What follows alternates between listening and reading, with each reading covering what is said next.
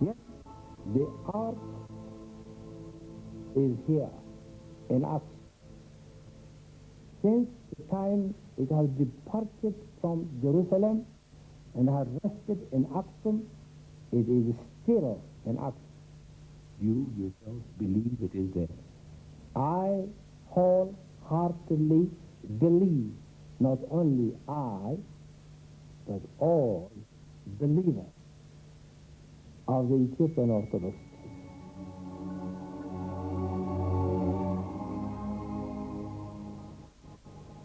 Ethiopië, de bronnen van de Nijl. Een mysterie dat 2 eeuwen geleden werd opgelost. Maar Ethiopië heeft echt nog een ander mysterie van misschien een veel grotere omvang. The fame of King Solomon reached the ear of the famous Ethiopian Queen of Sheba. What touched her heart was not the wealth, but that he was a wise man and his wisdom was from above. In Ethiopië wil de legende dat de koningin van Sheba koning Salomo in Israël bezocht en hem een kind baarde. Zijn naam was Menelik, de eerste keizer van Ethiopië. En koning Salomo had deze zoon zo lief dat hij hem het meest kostbare schonk dat Israël bezat, de Ark van het Verbond. En door Menelik belandde de Ark, symbool voor de band tussen God en zijn uitverkoren volk, vanuit Israël in Ethiopië.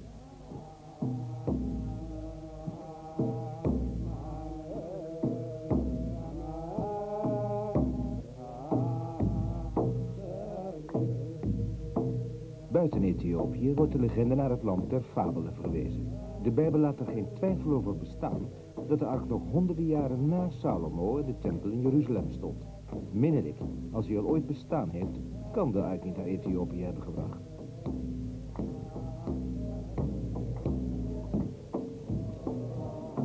De overtuiging dat de ark in Ethiopië is, vormt de kern van het geloven daarvan.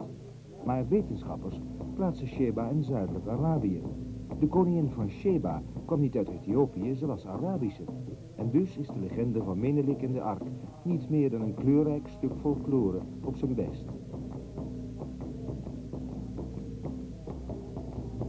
En toch, waar is hij gebleven? De ark met de 10 geboden die God aan Mozes gaf. Waarboven zijn geest zweefde toen hij de Joden naar hun beloofde land voerde. De belichaming van God, waardoor Israël zijn vijanden versloeg en waarvoor Salomo de tempel in Jeruzalem bouwde. De ark van het verbond tussen God en Israël, spoorloos verdwenen. The greatest mystery of the Bible, perhaps the greatest mystery of all human history, this priceless object in which the presence of God was believed to reside, emanating supernatural powers, the focus of worship in the early Judaic religion from which all the other great religions of the world spring, that it should go missing. This was what fascinated me, that it should vanish without a trace, without mention in the scriptures, without lament, that it should just go. It seemed to me impossible that this should be the case. There had to be a story behind it. There had to be a truth there to uncover, and that's why I was attracted to it. Graham Hancock, schrijver, correspondent voor The Economist. Als Afrika-specialist was Hancock gefascineerd door de Ethiopische legende. Na onderzoek zag ook hij, net als ieder ander, het als folklore, een verzinsel. Maar tijdens een uitstapje naar Chartres deed zich iets voor wat leidde tot een reeks ontdekkingen. Het begon met een onschuldig restaurant op het plein voor de kathedraal.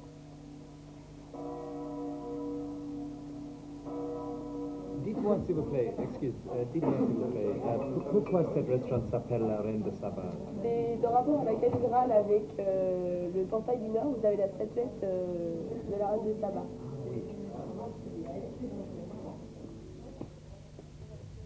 Queen of Sheba has always been thought of as an Arabian figure. Even today, scholars associate her with Sabia, with South Arabia. But here in Chartres Cathedral, amazingly, is corroboration of the Ethiopian claim to the Queen of Sheba. A statue of the Queen of Sheba set unmistakably in an African context with an Ethiopian figure at her feet. And when I saw that, it brought back to me all my early work in Ethiopia, the conviction that there was a real mystery, an ancient mystery in that country associated with the Queen of Sheba.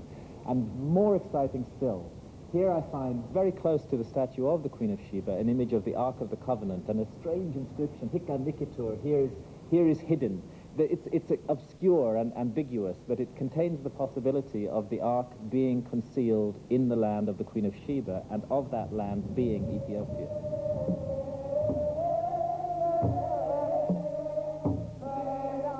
Het bracht vreemde plechtigheden in herinnering die hij had gezien tijdens zijn jaren van onderzoek in Ethiopië. Hancock had zich laten overtuigen door de opinie van de wetenschappers. Maar die toevallige ontdekking in Chartres gaf hem zin zijn zoektocht naar de Ark weer op te vatten.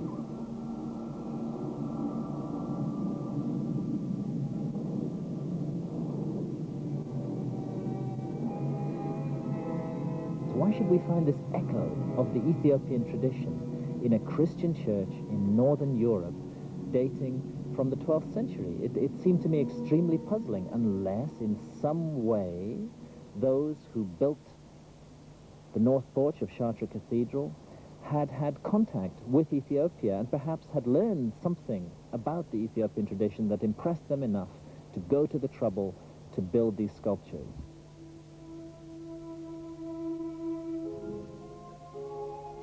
De kathedraal van Chartres ontstond tijdens die golf van geestdrift die leidde tot de kruistochten, de verovering van het Heilige Land, kennismaking met de Arabische cultuur en de bronnen van de oudheid. In Chartres ontstond een nieuwe school van denken en bouwen, de gotiek. Aan de wieg ervan stond een trotse en geheimzinnige ridderorde, de Tempeliers, voorlopers in een eeuw vol verrassingen. C'est un siècle riche, un siècle inventif, un siècle qui ose, qu'on n'oublie pas que c'est le siècle où l'on développe par exemple la cartographie. On sait aller jusqu'à Jérusalem avec des cartes terrestres. Un des enseignants, Bernard de Chartres, écrit: si nous avons quelques connaissances aujourd'hui, il ne faut pas oublier que nous sommes comme des nains montés sur les épaules des géants. Het verlangen van die tijd wordt verwoord in een boek dat een zoektocht beschrijft naar de onbekende uitersten van de wereld. Parsifal en de Heilige Graal van Wolfram von Eschenbach. Het beschrijft een mysterie dat centraal staat in het geloof. En deze graallegende draagt het stempel van de Tempeliers. C'est pratiquement sous les yeux de ces Templiers, de ces secrétaires, que la quête pour le Graal, Perceval de Gallois, a été conçue et rédigée. De wetenschap buigt zich nog steeds over de Parsifal van Eschenbach, maar staat nauwelijks stil bij vreemde verwijzingen naar Afrika, die Hancock, een kenner van het continent, wel plaatsen kan. Here we have a searcher for the Grail riding deep into Africa, past the Rojas. Now, many scholars have thought that Roja in this context referred to somewhere in Europe, but I know for a fact that Roja is the ancient name, a long forgotten name, for an ancient capital of Ethiopia, now known as Lalibela.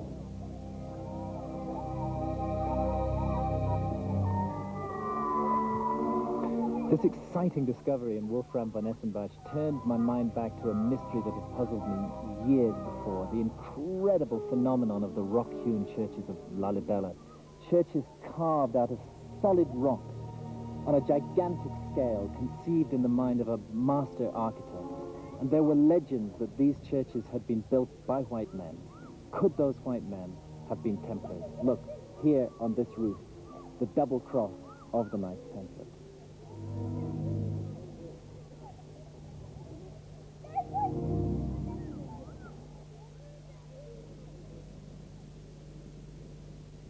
This discovery came as a revelation for me. It drew me to Jerusalem, where in the 12th century, the Templars began their quest for the central mystery of the High Middle Ages. For some, it was the Holy Grail. Others speak of hidden treasure. For me, it's one object, the Ark of the Covenant. It was here in Jerusalem in the 12th century that the Knights Templar had their headquarters. They based themselves right behind me in the Al-Aqsa Mosque, which they made their palace. And they built this porch. They added it on to the Al-Aqsa Mosque. And we can see in this porch the first flowering of the style of Gothic architecture that achieved its full fruition in Chartres Cathedral. A new departure in building and a new departure in human thought, engineered, originating with the Knights Templar.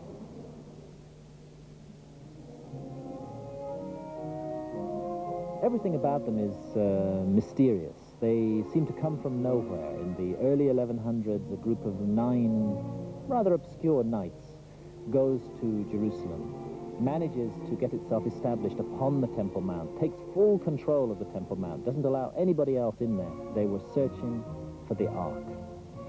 There could be no more precious religious relic than the Ark of the Covenant. If they could acquire the Ark and bring it back to Europe, then their ambitions to achieve power, secular power, would be fulfilled. With this object in their hands, they would be absolutely unstoppable.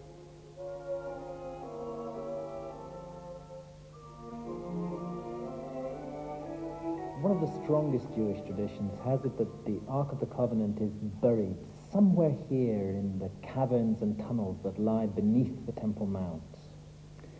The Temple Mount itself, for centuries, has been a political minefield, impossible for archaeologists to work beneath. But in one period, the Crusader period, when the Templars, the Knights Templar, were in occupation of the Temple Mount, they used that opportunity to dig beneath the Temple Mount in search of the Ark of the Covenant, I believe. Suddenly, they stopped. It's as though they learned some new information.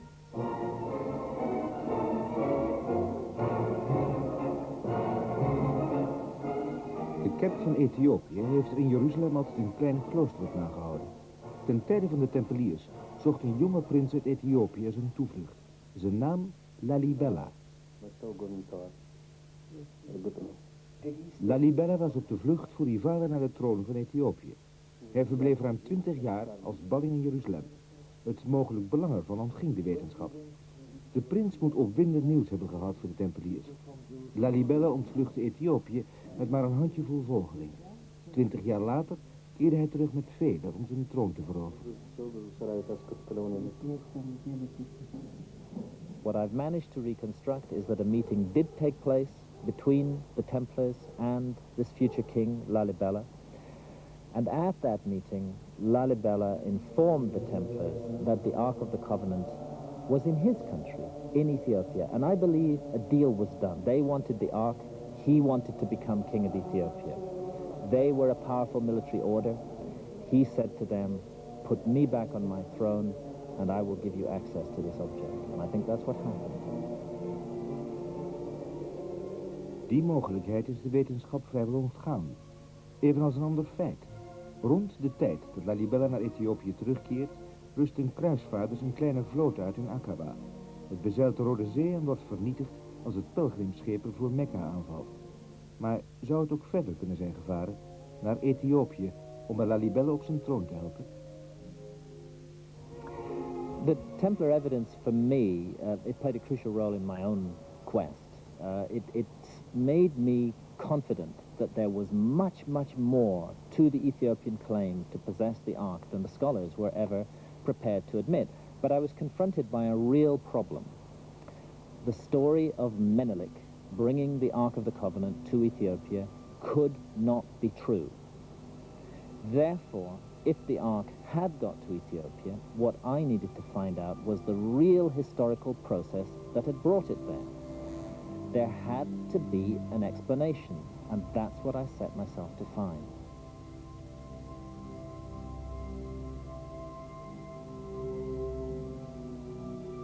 Hoe verbluffend ook, de Bijbel zegt niets over de verdwijning van de ark. Al gaat het om het kostbaarste reliquie dat denkbaar is, de schrift hult het feit in raadselen. Volgens de Joodse traditie werd het heimelijk begraven om het te verbergen voor invallers uit Assyrië en Babylon. Maar er is een geleerde die de schuld legt bij Israël zelf. It disappeared at the time of Manasseh, which is such an exceptional chapter in the history of the First Temple period.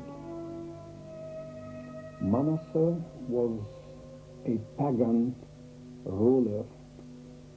He simply introduced an image of Asherah, which is a Canaanite image, idol, into the temple.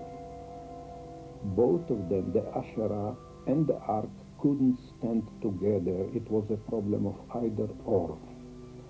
The priests of Jerusalem would not allow such a thing, nor the prophets, for instance, nor the people at large.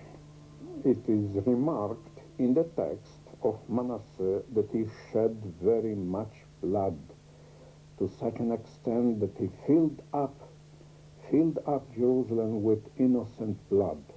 Innocent blood is an epithet for the blood of the prophets. Apparently the popular prophets who tried to defend the ancient religion of the Judeans. Now, even this is hinted at in 3 or 4 words at most, and as I said, the occasion was so repelling for the writers that they couldn't dwell upon it. You feel it. They say words, they speak of it only briefly. When you come to ask them, those writers of the Bible, why Jerusalem was destroyed, the answer is precisely because of the sins of Manasseh.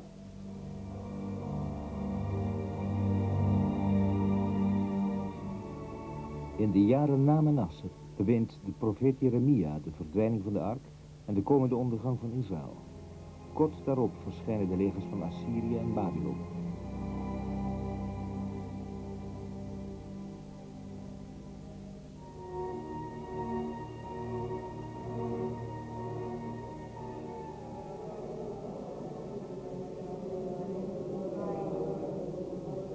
In tunnels en ruimten binnen de Tempelberg bewenen de Joden de val van Jeruzalem en de vernietiging van hun eerste en tweede tempel.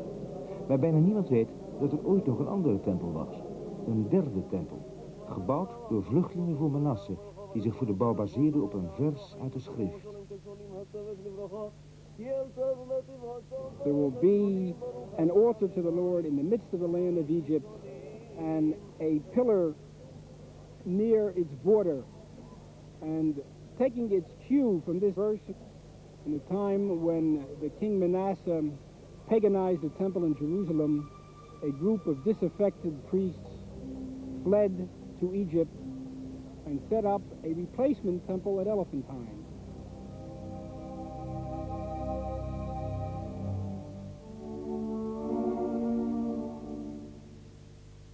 Het eiland Elephantine.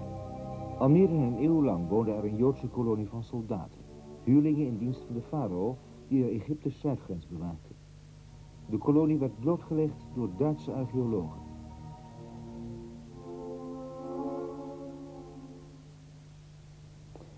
Die erste Sensation bestand darin, dass um die Jahrhundertwende Papyri auf Elephantine gefunden wurden, die von einer jüdischen Gemeinschaft im Süden Ägyptens auf Elephantine berichten.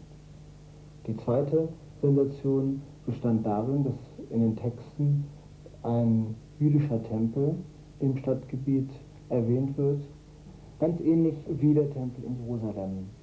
Dieser Tempel durfte eigentlich nicht sein. The best bet for the site of the Jewish temple is just over there, underneath that rubble of thousands of years. What we're seeing there are the remains of the Temple of Khnum that was extended on top of the Jewish temple, but that's where the Jewish temple lay. And over here, very close to it, we see the habitations of the Jewish military colony, which extended down here and along the edge of this hillside here. It's a theological puzzle that this temple was ever built. In that period, which was a period of extremely hardline religion, there were no other Jewish temples anywhere in the world. The whole concept of Judaism was focused upon the temple and upon the Ark. Therefore, for another temple to be built only becomes comprehensible if that temple was built to house the Ark, and that's exactly what I believe happened. How long did the ark remain here, in your opinion? In my opinion, the Ark remained here from 650 BC, the time of Manasseh, until 410 BC, when this Jewish temple on Elephantine was completely destroyed.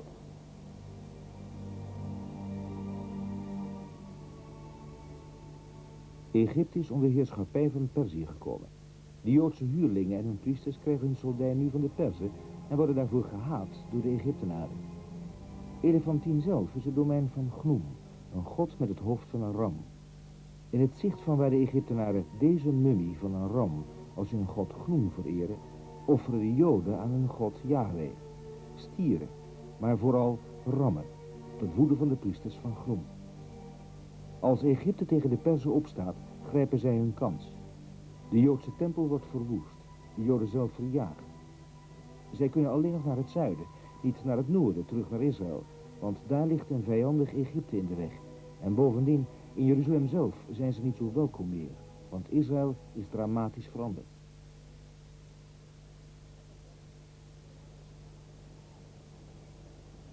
I believe that the Jewish faith based in Jerusalem had evolved during the centuries of the absence of the Ark from Jerusalem. We have to remember the Ark is taken out of Jerusalem during the First Temple period and brought to Elephantine in 650 BC, certainly according to the way that I reconstruct it.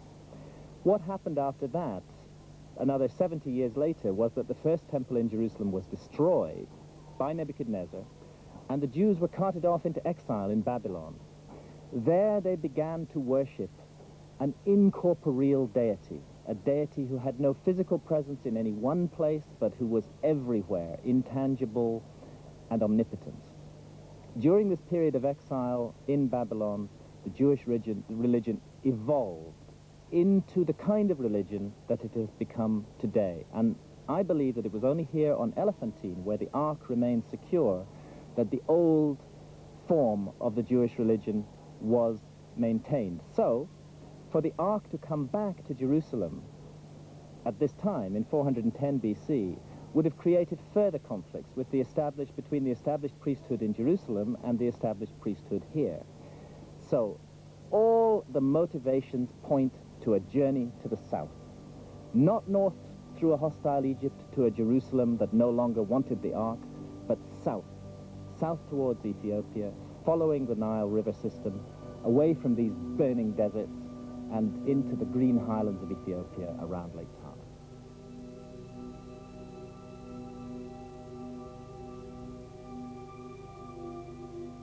Het heilige Tanameer, Ethiopië. Rond 400 voor Christus kwamen Joodse vluchtelingen hier aan, diep in het hart van Afrika. In het meer ligt het eilandje Tanakirkos. Al is het nu half vergeten, toch staat het voor de Ethiopiërs nog steeds in de reuk van heiligheid. This is a Christian country and a Christian island, but they have a powerful ancient memory of a time when they were Jews and when they conducted blood sacrifice.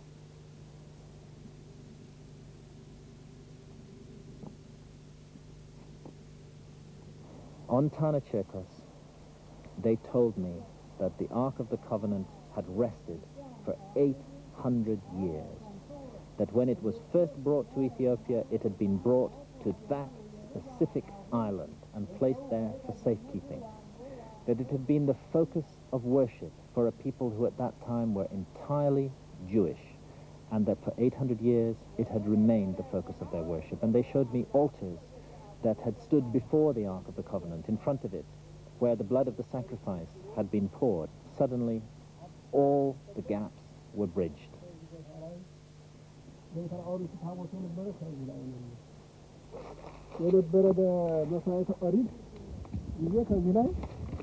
በዚህ ላይ ደግሞ ይኳታል ስጋው በዚህ ይወራረዳል ከዚህ ላይ ህዝቡ በዚህ ይሰበሰባሉ እየተረጨ ቁርባኑ ያነበረ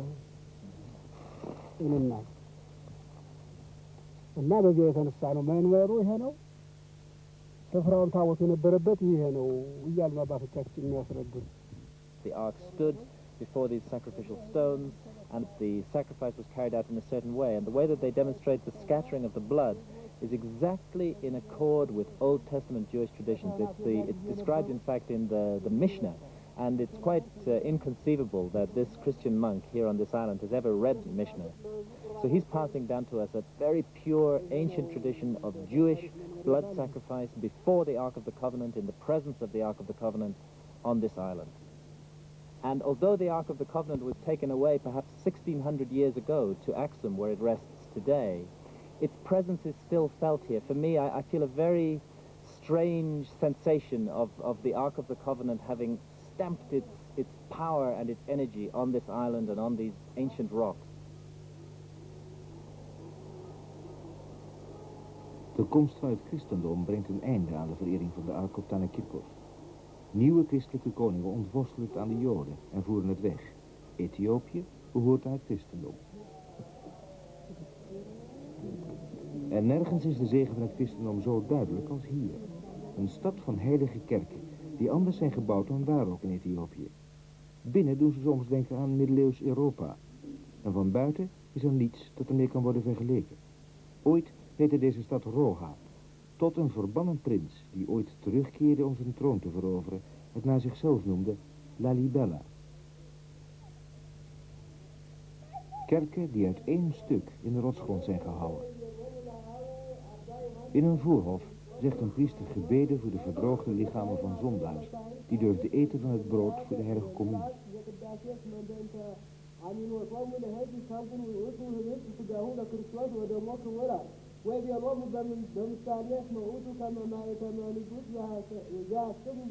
Lalibela bloeide op in de tijd van kruistochten en tempeliers.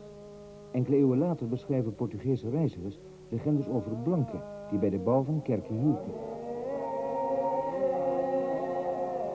This church is dedicated to the Virgin Mary, and that is not an accident, because the Virgin Mary was a figure of great significance to the Templars, and this church was built by the Knights Templar, and it is full of mementos and memories of the Templars. Look here, we find the croix patée, the cross of the Templars, and here up above, set in a Star of David, also a Seal of Solomon, a perfect Templar cross, painted red as the crosses of the Templars were painted 800 years ago. The whole place is full of these memories, and if we come around here, we find something quite remarkable. If I'm not mistaken, what we see up here is an image of the Al-Aqsa Mosque in Jerusalem. And strangely, spectacularly, it bears on its domes crosses. There was only one period in history when the Al-Aqsa Mosque was decorated with crosses, and that was the period of the Templar occupation in the 12th century.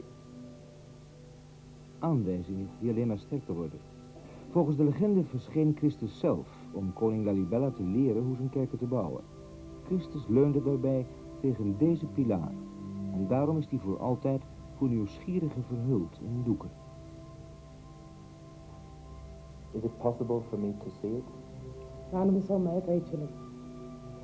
Could you at least tell me what is written there behind the cloth?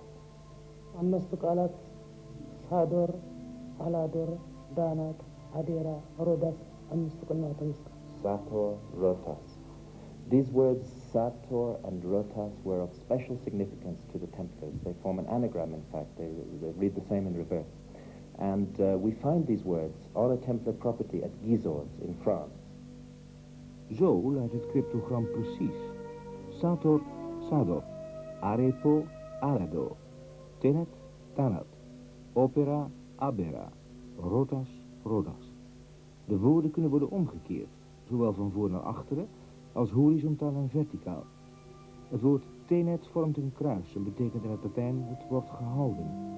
En de losse letters vormen tot tweemaal toe de Latijnse woorden pater noster, onze vader, met een A en een O die overblijven, alfa en omega.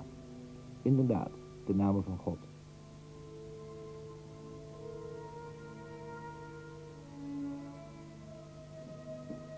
Van middeleeuwse kruisvaarders die diep in Afrika doordringen had er dus van niemand weet. Dit zijn de kelders en kerkers van een kasteel dat torende boven Axum, de stad van de Ark van het Verbond.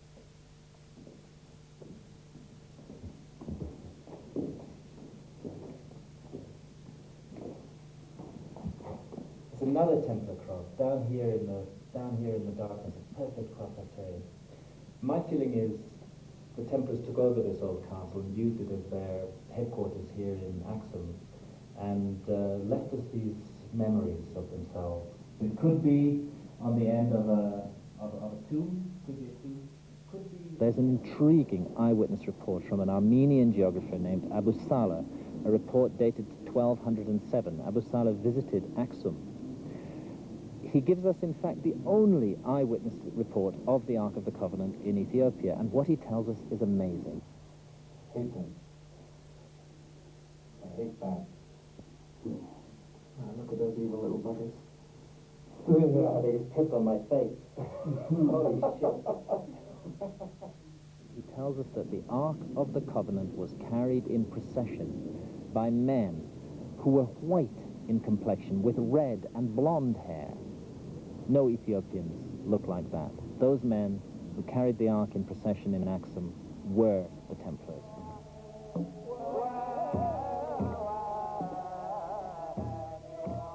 $800 jaar geleden kwamen ze hiervoor, het feest van Timkat, een dag in januari waarop de menigtes in het heilige Aksum wachten op de ark.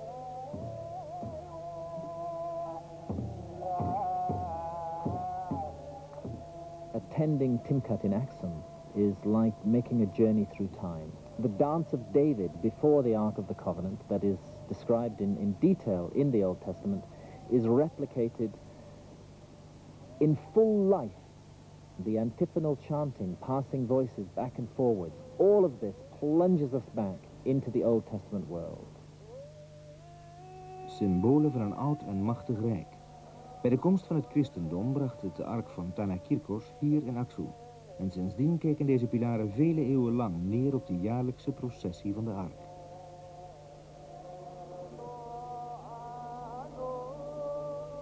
Geen mens heeft ooit de ark gezien. Zelfs de patriarchen hebben hun hoogste gezag niet kunnen gebruiken om toegang te krijgen tot het heiligste der heiligen en te zien wat er werkelijk staat. Net als bij de oude Joden is dat recht voorbehouden aan slechts één mens, de wachter van de ark.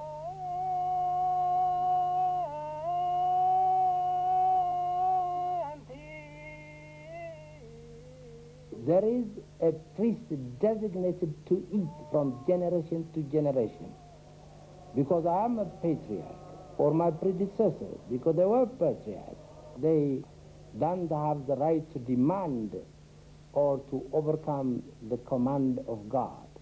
How is he designated? Because of his dedication, submission to God, simplicity. Whoever God chooses him to be, the guardian of the ark is. Deze kleine kapel in Aksum herbergt de Ark van het Verbond en Tesfa Mariam, de wachter van de ark. De enige die het mag zien en aanraken en is veroordeeld er altijd bij te blijven. Nooit mag hij de nabijheid van de ark verlaten. Deze opvolger van Mozes en Aaron is nog altijd vervuld van ontzag voor de ark die hij bewaken moet. ምክንያቱ ጽላት ሕጊ ዘበሎ ብምንታይ እዩ ገባሬ ተኣምር ስለ ዝኾነ ኣብ ኢትዮጵያ እንተይ መጻት ሒዞም ንየ እንተለፍኩ ዝነበሩ ብምስሙስ ሙሴ ንሱ ዘይፈትዎ ሕጊ ሕይ ድማ ኣማሓት ህዝቢ ብዙሓት እናጨረሰ ነይሩ።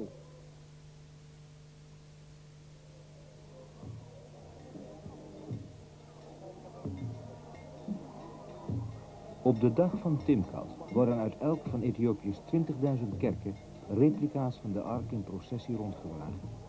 Maar voor veel Ethiopiërs is deze schrijn in Aksum, gehuld in een kostbaar kleed, de ware ark. En toch loopt Tesfa Mariam niet mee in de processie.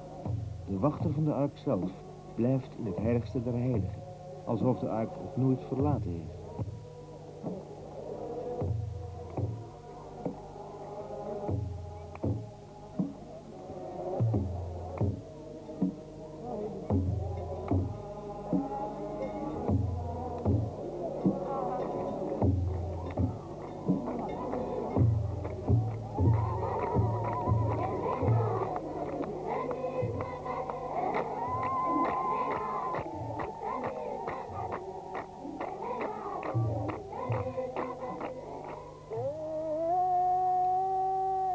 Aangestoken kaarsen op een stukje hout worden voor de ark het water ingeduwd.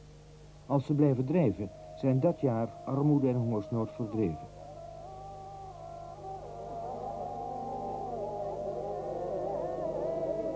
Duizenden verdringen zich rond het bassin dat het bad van de koningin van Sheba wordt genoemd. Als een priester het water zegent, is er een magisch moment waarop stilte valt en een vlucht duiven uit het niets verschijnt en boven het water cirkelt.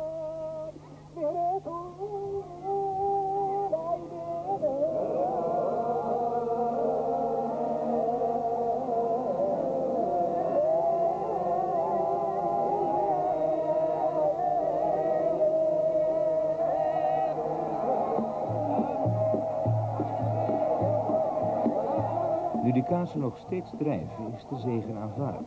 Enkele kostbare minuten lang is het water heilig. De menigte dringt naar voren om zich te besprenkelen, terwijl jongens het verbod van de priesters om te zwemmen in de wind slaan.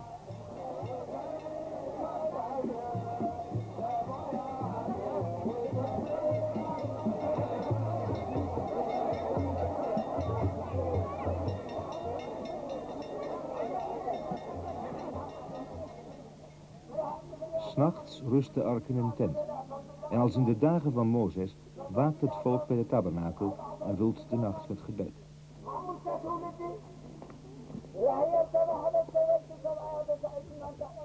The Ethiopian Orthodox Church is literally unique in the world. There's nothing else quite like it.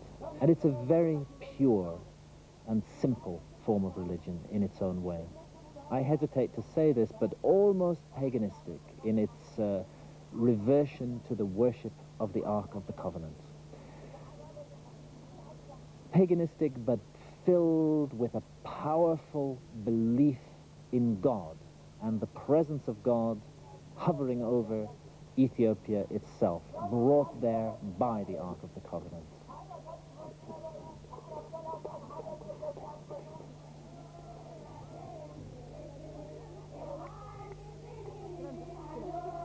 It's the unshakable belief of the Ethiopians that the Ark of the Covenant, the embodiment of God, is here in Axum.